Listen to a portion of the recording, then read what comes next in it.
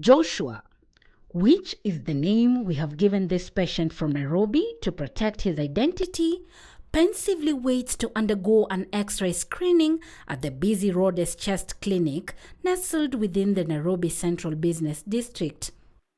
He is set to undergo a computer-aided test for the detection of TB that received clearance for use by the World Health Organization in 2021.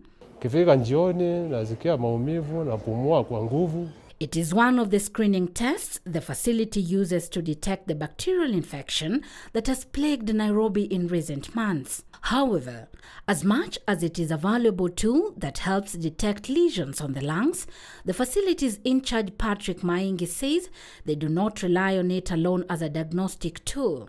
It helps you to score the X-ray in terms of the lesions that has been found on the chest, on the lungs. Similarly, advances in TB detection technology in the country have given TB survivors like 48-year-old Michael, whose real name we are also not revealing, a second chance at life. Ilikuwa ni agony, but you are not HIV positive. Some people are saying ulirogwa.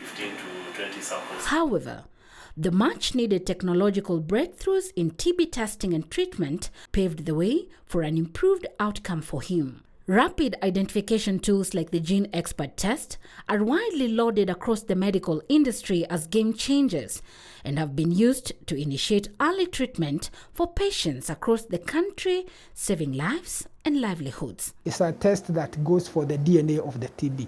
It will never say that you are positive if you have never had TB. Other tests the facility and others across the country rely on to screen for TB include sputum smear microscopy, which remains the most common way to diagnose the disease. However, all these efforts now risk being eroded by the changing donor aid financing priorities for different health programs, including TB, across the world. And that could spell the doom for hundreds of thousands of people who are afflicted by this disease. For Nairobi, a bustling city that is home to at least 6 million people, the effects of an unchecked spread of the TB bacterium could be devastating. We did identify 13,400, accounting to 15% of the cases. Among these are 1,300 children. We usually get a big group from Mudhurwa, Country Bus, Yakomba. Most of them, they don't live there. So, generally, you might not be living in a TB endemic zone, but you could still be exposed to it as you go about your business in the city. And now, experts are warning that the rates of infection are likely to rise if Kenya does not put its money where its mouth is. We have people we call cough monitors at the community level. These are people who have been monitoring whoever is coughing and ensuring that they get checked. So these are people who have been greatly affected, and I know we will be having a challenge in that space. Kenya is currently caught up in the ramifications of the withdrawal of US government funding of crucial sectors that has left a gaping finance hole. For TB alone, the country now needs to urgently look for alternative funding of at least 12 billion shillings to support TB response in this financial year alone.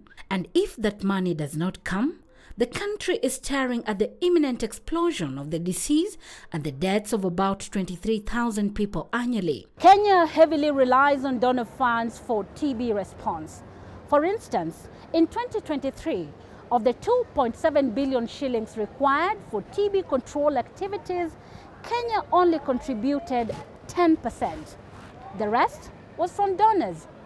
And now, the unprecedented US government funding freeze continues to leave a trail of uncertainty.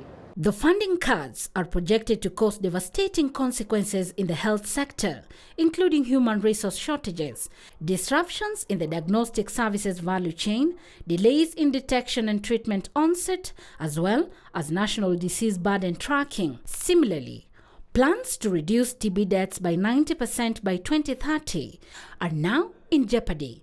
We're still lagging behind a little bit in terms of how to invest on strategies that is going to help the country, on activities that are going to help get more TB cases. In its plan to address the funding gaps, the government says it is exploring the creation of a contingency and supplementary fund designed to support health emergencies triggered by donor funding disruptions to serve as a financial buffer.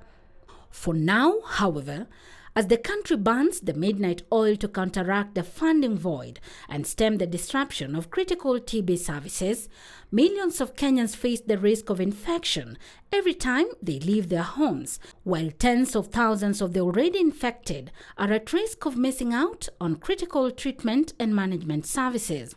And that is a hard reality to digest. Gloria Milimu, KTN.